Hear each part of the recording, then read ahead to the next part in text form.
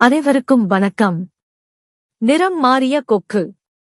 இது நிறத்தின் ஒளியால் விளைந்த நட்பு பற்றிய சிறிய கதை. ஒரு நாள் மழை நின்றதும் வானம் தெளிந்தது. பறவைகள் சிறகடித்து மகிழ்ந்தன. மழைக்குப் பிறகு வயல்கள் முழுவதும் தண்ணீர் நிரம்பின. அந்த தண்ணீரில் நிறைய மீன்கள் மிதந்தன. வானிலிருந்து கொக்குகள் பறந்து வந்து அந்த மீன்களை பிடித்து சாப்பிடத் தொடங்கின. அந்த கூட்டத்தில் ஒரு சிறிய கொக்கு இருந்தது. அது மிகவும் ஆர்வமுள்ளதும் சுறுசுறுப்பானதுமாக இருந்தது. வழக்கம் போல கொக்குகள் வயலுக்கு மீன் சாப்பிடச் சென்றன. அப்போது ஒரு கொக்கு சொன்னது, நண்பர்களே, மஞ்சள் நிற மீன்களை சாப்பிடாதீர்கள். அவற்றில் வித்தியாசமான சக்தி இருக்கிறது. அதை சாப்பிட்டால் உடம்பு மஞ்சளாகிவிடும். அனைவரும் தலை ஆட்டி சரி என்றனர். ஆனால் ஒரு சிறிய ஆர்வமுள்ள கொக்கு அதைக் கேட்டு சிரித்தது. அப்படி என்ன வித்தியாசம் இருக்கும் என்று நினைத்தது.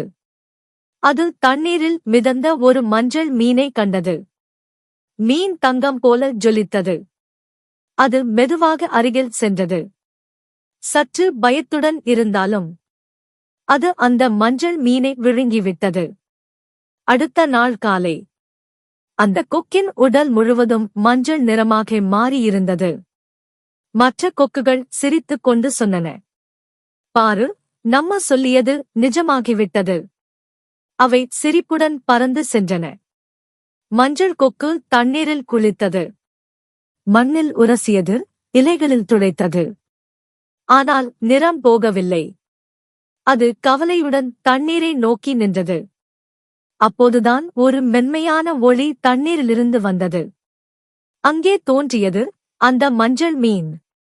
மஞ்சள் கொக்கு மெதுவாக கேட்டது, மீனே, என்ன காரணம்? நான் உன்னை சாப்பிட்டதால்தான் இப்படி மாறிவிட்டேனா? மஞ்சள் கொக்கு அதிர்ச்சியுடன் பார்த்தது. அதன் கண்களில் குழப்பமும் பயமும் மாறி மாறி தெரிந்தது. அப்போது மஞ்சள் மீன் மெதுவாக தன் வாலை ஆட்டி தொடர்ந்தது.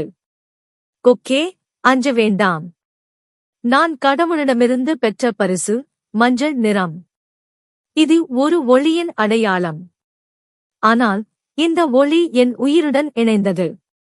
என்னை யாராவது சாப்பிட்டால் அந்த ஒளி அவர்களுக்கும் பரவிவிடும். அது தண்டனை அல்ல, ஒரு பாடம். உன் மனதில் கருணை விழிக்கச் செய்யும் ஒரு வரம்.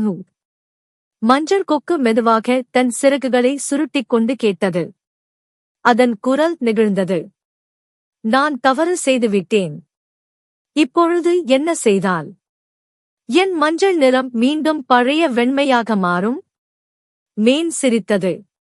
அது நீரில் மிதந்து மெதுவாக பேசினது. இது உனக்கு ஒரு அனுபவம். இனி மீன்களை சாப்பிடாதே.